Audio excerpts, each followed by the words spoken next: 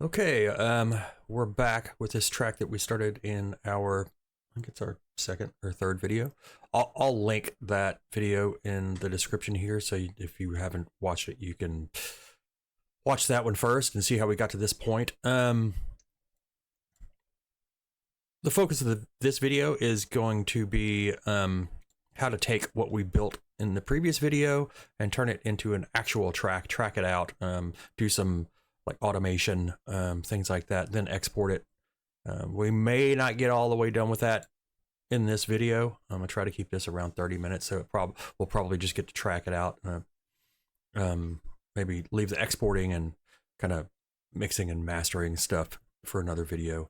But first off, I think there's a few things on here I want to change. So mainly this stabs sample here.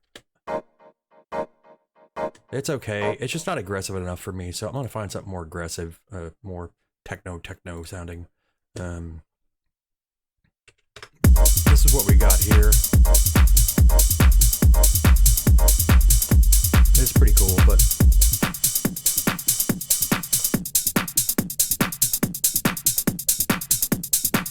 I want to find a different kind of stab. So I'm going to go up into the file browser. Go to this sample pack that I bought from, I think I got it from Matthias Friedel. I think that's right. Yeah, that's got to be right.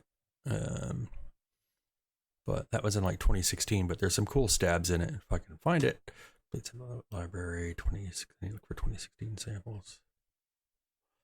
One sample, 2016 samples there. There we go. Stabs.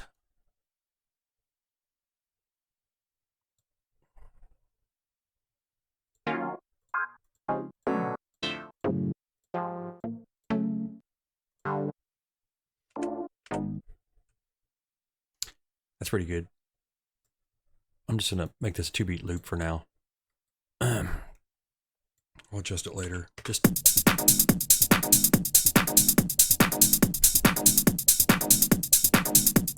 Yeah, that's good. That's better. A little more aggressive.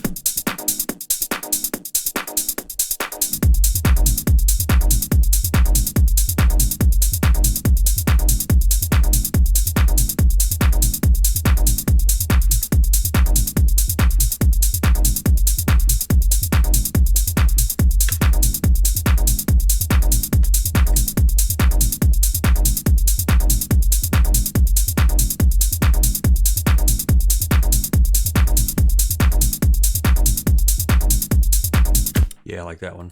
I want to find maybe some tribal drums, some bongos, something like that, and give this a little more groove. So I'm going to add an audio track, add that to the loops bus. I'll just put loop here. Where did it go? There. And if you don't remember from the previous video, let's pull that gain down, -12. There we go. I'm going to pull up the media bay.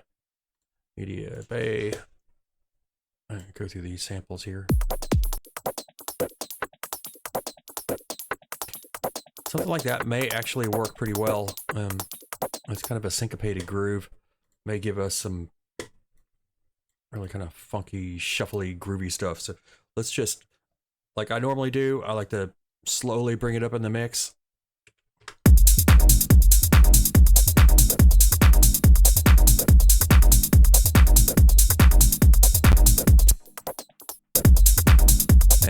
Check out 2-beat loops, and then we could drag this around.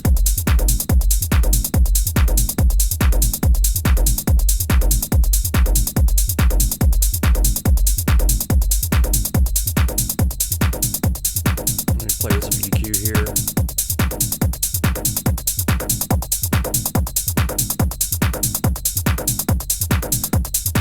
Add some saturation. I kind of want to get some scratchiness into this.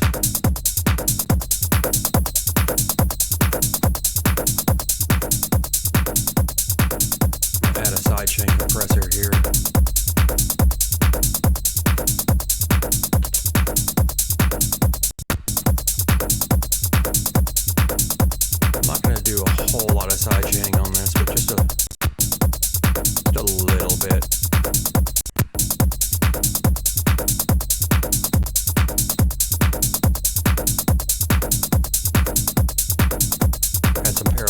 compression with this L2 compressor. I mean LA2 compressor.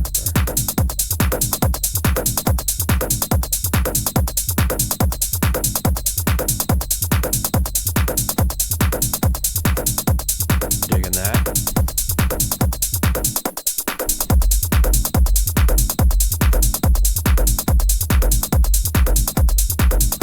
I think that stab needs some aggressiveness as well. Get rid of that. Add some saturated to it.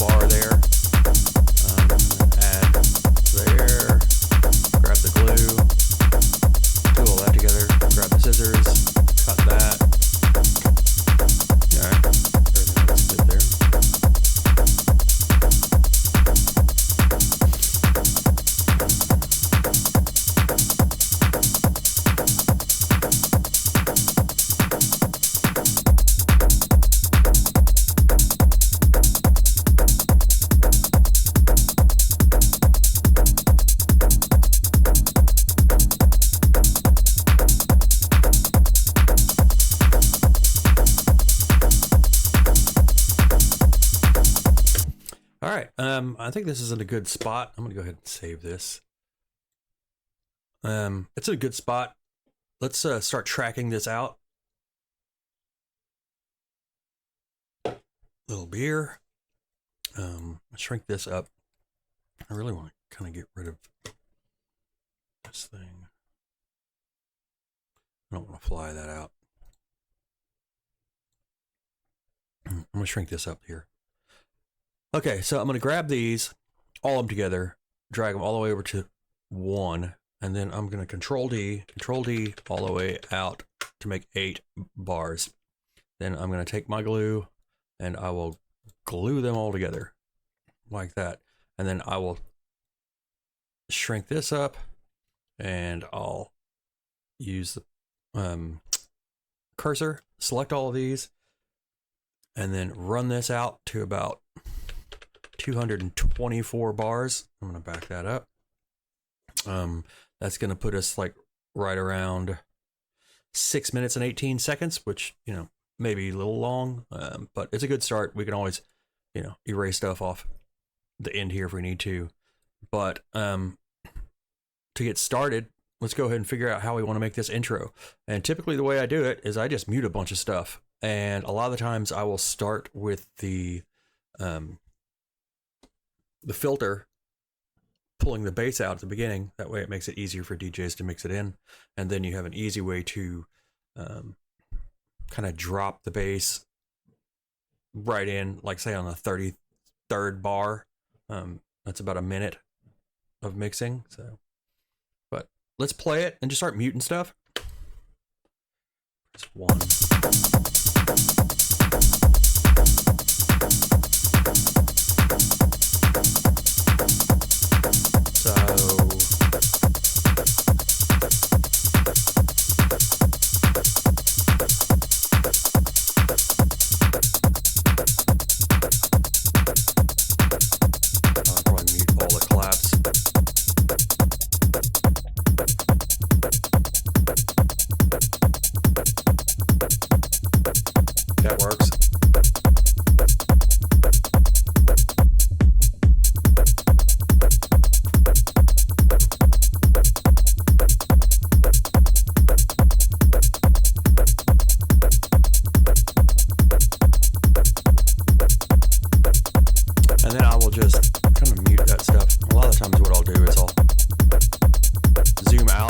just go ahead and mute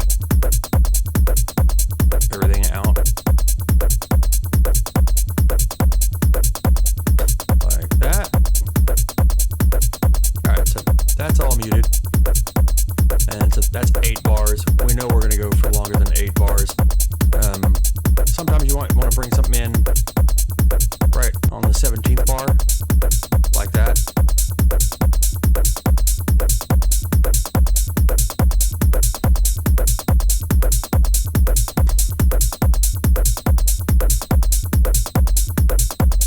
And then essentially we're going to use the first 32 bars for our mix intro, and then right at 33 we'll drop like the majority of the sound of the track. Sometimes you can drop everything if you want that big of an impression.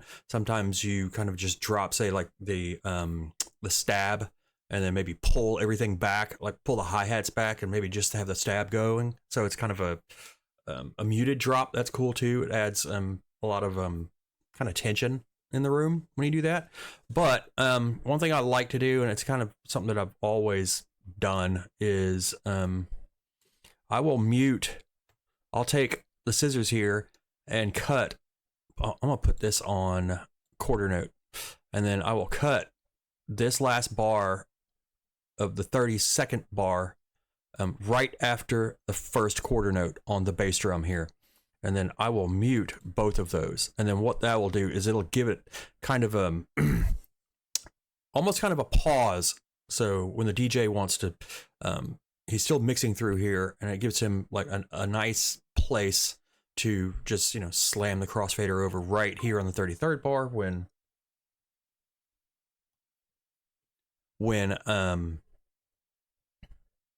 the mix is done and when the rest of the track comes in. So let's go ahead and check this out. I'm gonna pull this hi-hat out, and let's try it without the claps and see what happens. We may add the claps here, but so just remember the hi-hats are gonna fall out.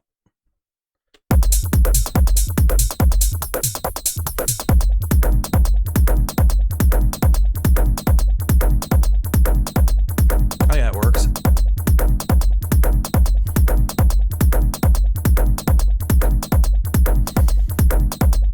And then essentially from here, you just want to start building kind of a staircase. You kind of add elements every 8 bars, 16 bars, 32 bars, something like that. Something on those intervals, because that works the best for DJs when they're mixing. So it's really kind of just trial and error. You kind of play around with it and see what sounds the best. But maybe the claps would sound the best coming in here. Like this. And again, so here, what I'll do right before the claps come in, I will grab my scissors and I'll just cut out that last bass drum. Like that. And I'll just play this through, and then you'll kind of see what happens here.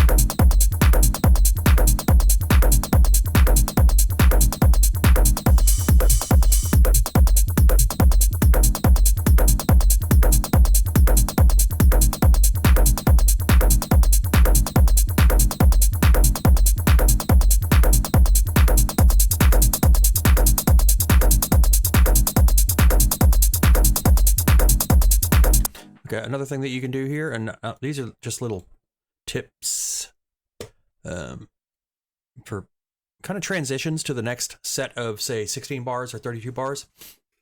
I always kind of like to switch up the kicks or claps or hats, anything like that. Give it kind of a groove. So I'm going to switch this quantize to 16th notes, come down here to this top kick, and I'm going to use this top kick to lead us into the next bar by move anyway. And then I will cut this off so it doesn't overlap the front of the following kick. Because if I had just drug that over, it would automatically overlap onto the front of this kick and you'd lose the punch on that kick. So let's see how it sounds. May not make a big difference, but you may hear the I think the high pass kick come in right before bar 81. Just give it a little bit of a shuffle. Yeah, I don't like where that's put. That was like a 16th before. I'm gonna move it on the 8th to where it just goes boom boom, and then I will size this back to its. Oh, why is it not sizing properly? Come on, should be normal sizing. You know what? I'm just gonna delete this kick, and I will drag this one over there. Stop playing around with it. Let's see how it goes. Yeah, you couldn't even hear it. Let's do it with the other kick. The kick with the bass in it, actually.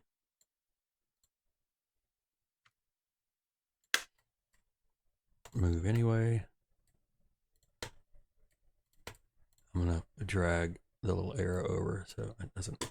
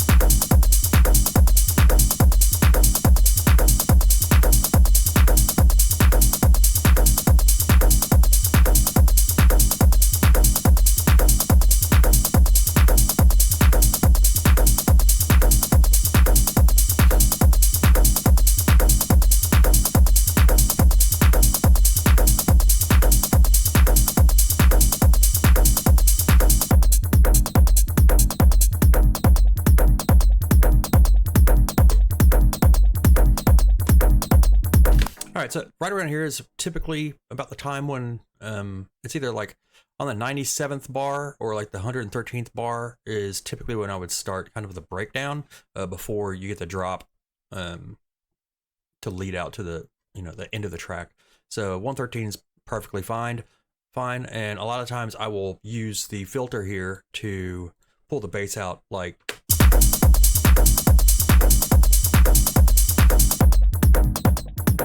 Like that, but we're going to automate this. So what we're going to do is we will go to the actual plugin. So it's on the mix bus here. It is this Steven Slate virtual mix rack. I will turn on right. I'm going to move that up to where you guys can't see it, but I'm going to press play and just turn the knob. And that's all I need to do. Then it's going to write. You saw it right there. Okay, so now what I have is I have the automation right here. Now I can use my pencil and draw in automation wherever I want. So I'm gonna choose my cursor here, turn off right, but keep the green R on. That's read automation. You want it to be reading. And let's zoom in here. We want to start it right at 113. So I'm gonna zoom in and select all that and delete it. Now I'm gonna come over here and put it to one note quantize. Zoom in here. Where was that thing? Was it here? I think it was here. Yeah. Put a marker there or a control point there. and then put one next to it. And I want this to start immediately. So I move that control point over like a 16th or one bar, and then I slide it right over top of the other one. If you can see it there, there's two control points there. And so if I put the markers here, there, then you can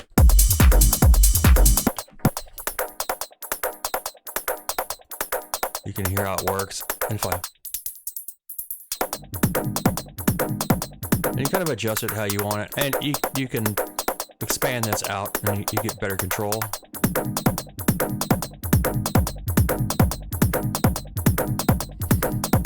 So we're gonna go to 145 with this. A lot of the times I like to slowly bring this filter up. So what I've done is I've put a control point here right at 145 where the bass is gonna come back in. So the bass needs to be all the way back in before the 145th bar hits, because if not, then your bass drum's not gonna have the impact. There'll be a filter on it pulling the bass out. So I'm gonna zoom in here, and then I'm gonna add another point here, and then drag this down. I'm gonna change this over to 16th notes. The 16th note is a pretty quick drop, so yeah, okay. That's just making it to where the bass comes back. And actually, that was probably too far. I should go to 129, I think. Let's do a short break here. Set this on 1 just so we know we're right there. I'm going to erase those. Guess somehow I'd erase all of them. No, it's still there. Zoom in here. Make another one there. Drag that down. I'm going to move this over 1/16th like that. And I'm going to make another one here, because what I want to happen is I want kind of a sweep up, a quick sweep up, and then a sweep down. This may be too fast. It's going to slowly rise from here. It goes up, the filter goes up, and then right towards the end, it's going to have a big sweep up and then come down quick. It may be too quick.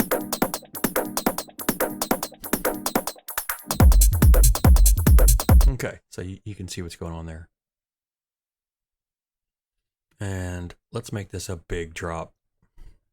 Just add all the elements at once. Let's add that, all that stuff. Let's see how this goes.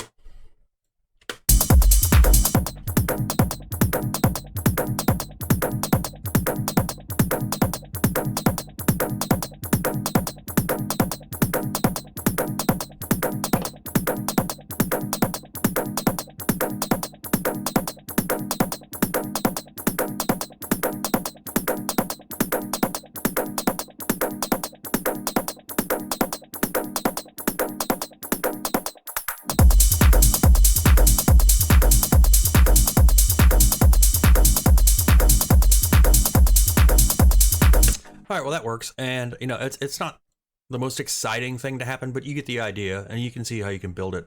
On this breakdown here, a lot of the times you would add other elements like effects and things to give it more kind of tension and energy and stuff, and have it build higher, and add effects like reverbs and what do you call it, delays and things like that, and just make it get stronger. And actually, let's go ahead and do that. Let's add some reverb and delay to this stab by automating the send effects on this channel, and that should be pretty easy. I'm going to go ahead and set this loop again. I'll pull up this channel here, hit edit, and then just hit right. I'm going to go ahead and turn off loop. Then go, and then I'm just going to drag this like that, and I'll drag that like that. That's fine. And then I will turn off right, leave read on, and you can see them right here. They showed up right there. And so what we can do with these is I'll set a marker there, erase those, delete. I'll set a marker there, erase those, delete that, and then I will drag this. Let's just do a typical kind of break. You typically don't want to pull these automation lines down as abruptly as you would say the filter, because it's kind of an unnatural sound when you have the effects just like die. They need to kind of slowly taper out. So I will typically, I have no idea what this is going to sound like, but this is why you just play with it. But we will see. And maybe this automation needs to get a little higher. Something like that. Let's check it out. Let's see how it goes.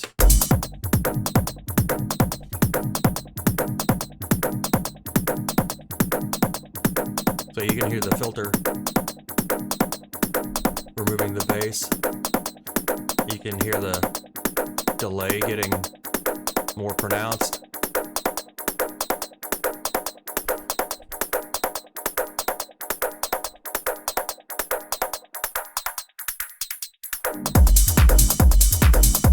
So you get the idea there.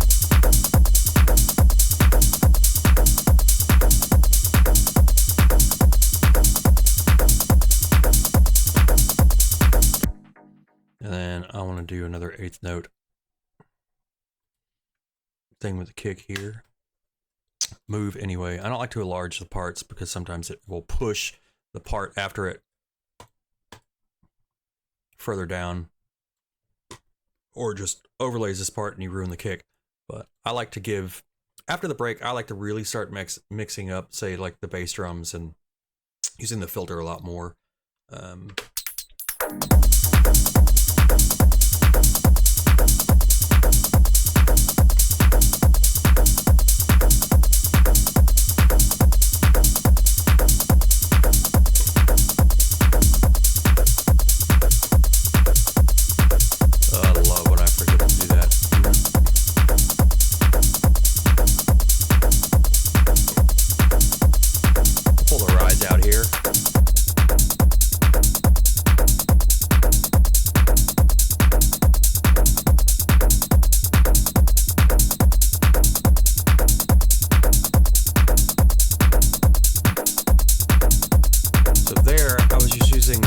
MIDI controller to pull the bass out of the entire track.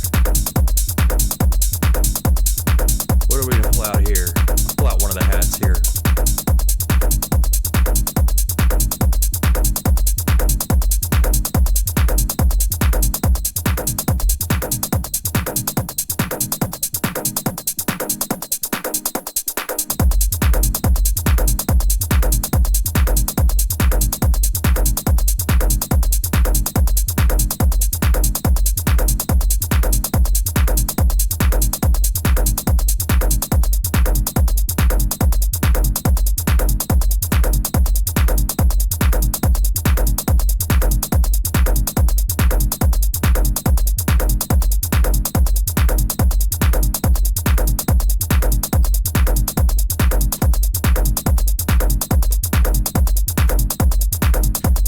These three, and I'm mute those three.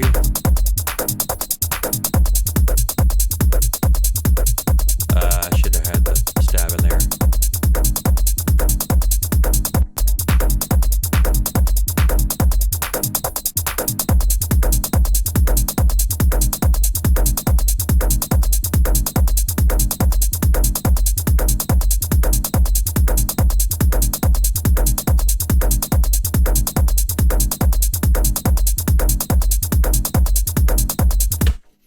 There you go.